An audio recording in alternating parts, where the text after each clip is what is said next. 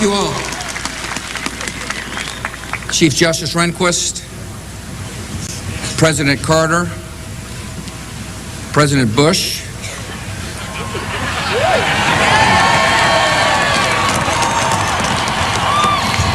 President Clinton, distinguished guests, and my fellow citizens. The peaceful transfer of authority is rare in history, yet common in our country. With a simple oath, we affirm old traditions and make new beginnings. As I begin, I thank President Clinton for his service to our nation.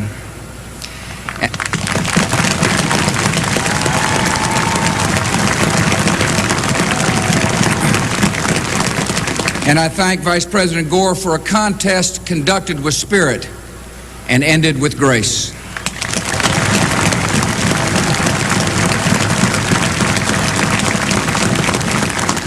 I am honored and humbled to stand here where so many of America's leaders have come before me, and so many will follow.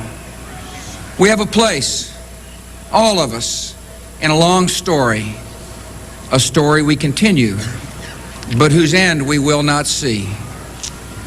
It is a story of a new world that became a friend and liberator of the old.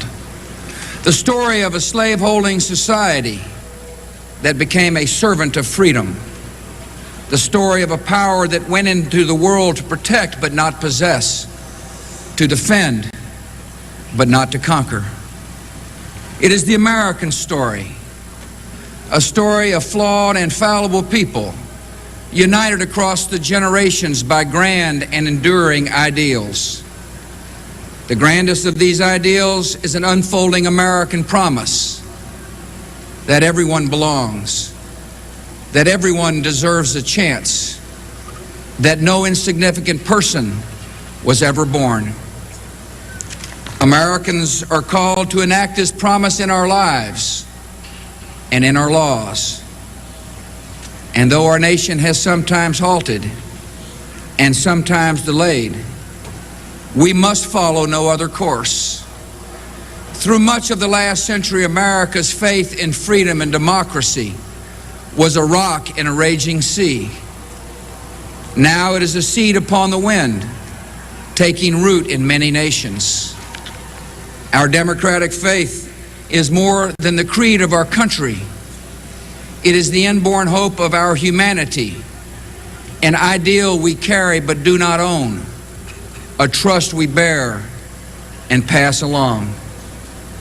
And even after nearly 225 years, we have a long way yet to travel.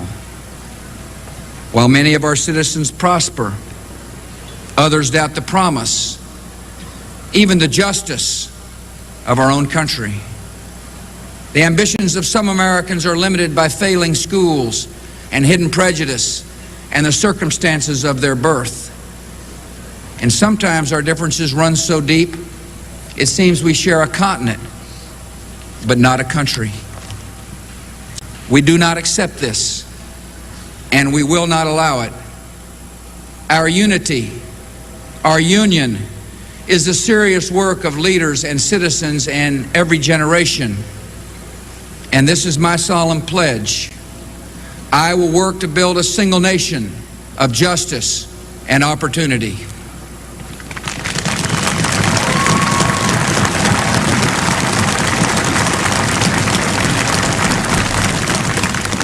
I know this was in our reach because we are guided by a power larger than ourselves, who creates us equal in His image.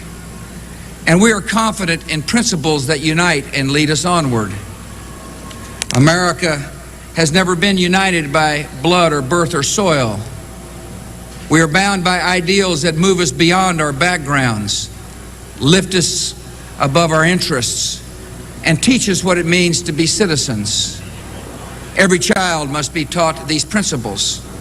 Every citizen must uphold them.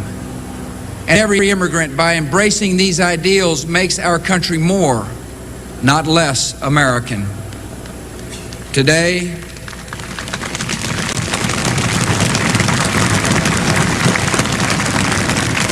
Today we affirm a new commitment to live out our nation's promise through civility, courage, compassion, and character.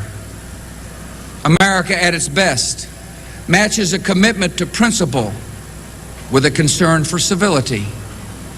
A civil society demands from each of us goodwill and respect, fair dealing, and forgiveness.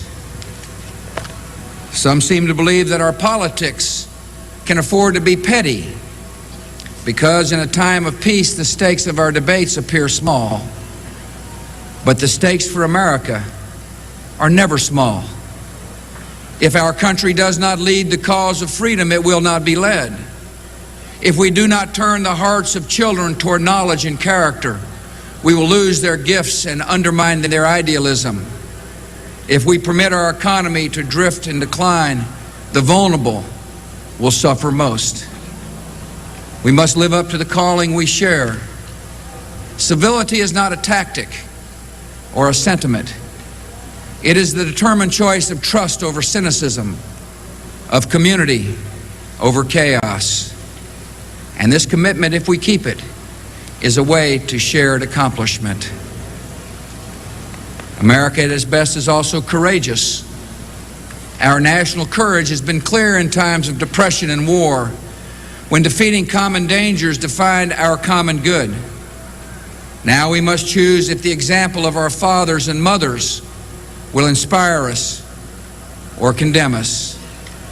We must show courage in a time of blessing by confronting problems instead of passing them on to future generations.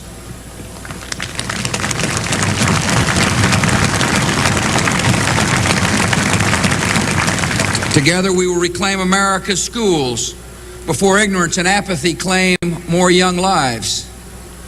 We will reform Social Security and Medicare, sparing our children from struggles we have the power to prevent. And we will reduce taxes to recover the momentum of our economy and reward the effort and enterprise of working Americans. We will build our defenses beyond challenge, lest weakness invite challenge.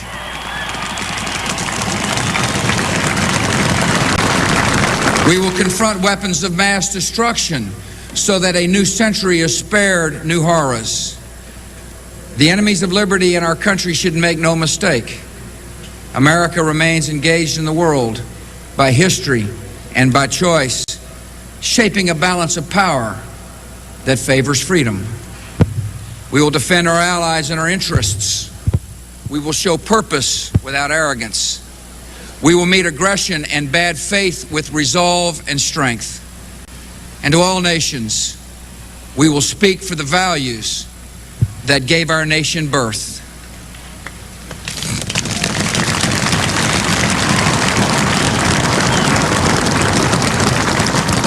America at its best is compassionate.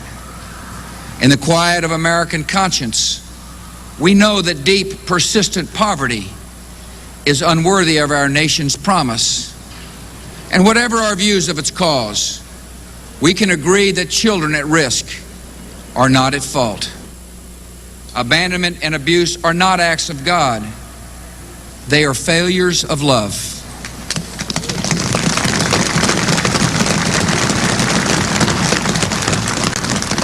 And the proliferation of prisons, however necessary, is no substitute for hope and order in our souls. Where there is suffering, there is duty. Americans in need are not strangers.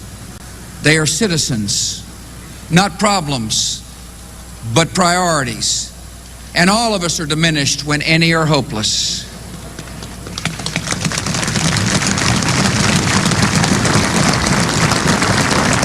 Government has great responsibilities for public safety and public health, for civil rights and common schools. Yet compassion is the work of a nation, not just a government. And some needs and hurts are so deep, they will only respond to a mentor's touch or a pastor's prayer. Church and charity, synagogue and mosque lend our communities their humanity, and they will have an honored place in our plans and in our laws.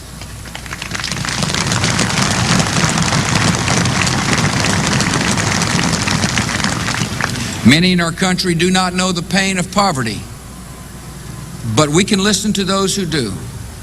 And I can pledge our nation to a goal. When we see that wounded traveler on the road to Jericho, we will not pass to the other side.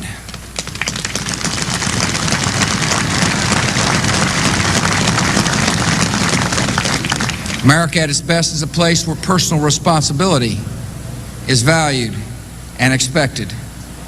Encouraging responsibility is not a search for scapegoats. It is a call to conscience. And though it requires sacrifice, it brings a deeper fulfillment. We find the fullness of life not only in options, but in commitments. And we find that children and community are the commitments that set us free. Our public interest depends on private character, on civic duty and family bonds and basic fairness, on uncounted, unhonored acts of decency, which give direction to our freedom. Sometimes in life we're called to do great things, but as a saint of our times has said, every day we are called to do small things with great love. The most important tasks of a democracy are done by everyone. I will live and lead by these principles, to advance my convictions with civility, to pursue the public interest with courage, to speak for greater justice and compassion, to call for responsibility and try to live it as well. In all these ways, I will bring the values of our history to the care of our times. What you do is as important as anything government does.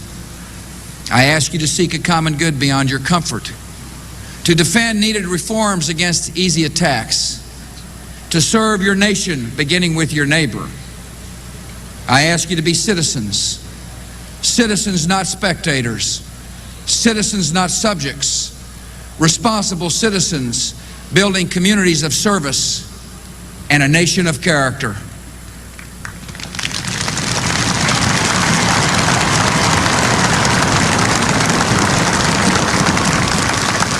Americans are generous and strong and decent not because we believe in ourselves, but because we hold beliefs beyond ourselves. When this spirit of citizenship is missing, no government program can replace it. When this spirit is present, no wrong can stand against it.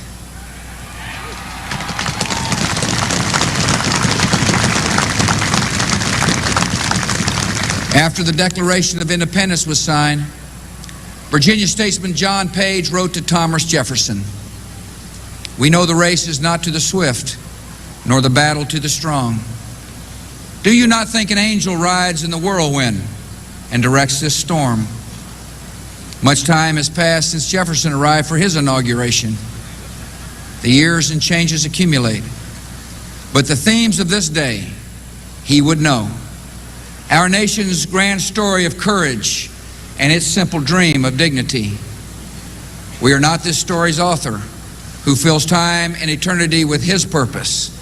Yet his purpose is achieved in our duty, and our duty is fulfilled in service to one another. Never tiring, never yielding, never finishing, we renew that purpose today to make our country more just and generous, to affirm the dignity of our lives and every life. This work continues. The story goes on, and an angel still rides in the whirlwind and directs this storm. God bless you all, and God bless America.